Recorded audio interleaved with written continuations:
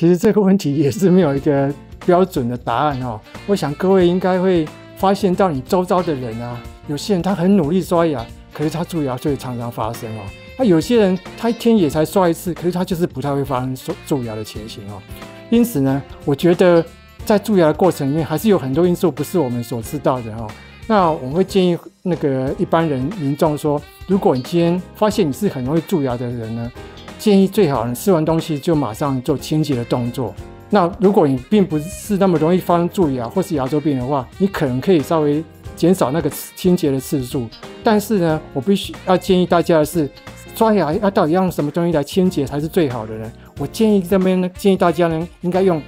除了用一般大家常用的牙刷以外呢，还需要用到牙线以及用到牙尖刷，因为呢，牙刷对于牙齿跟牙齿中间呢是没有办法清除干净的，而牙线呢常常清完之后呢，那表面还会留有一些脏的东西，如果再配合一个牙尖刷的使用呢，会清洁得更好。而牙尖刷的选择上面呢，必须根据你的牙齿跟牙齿缝的大小来选定合适的大小的牙尖刷，否则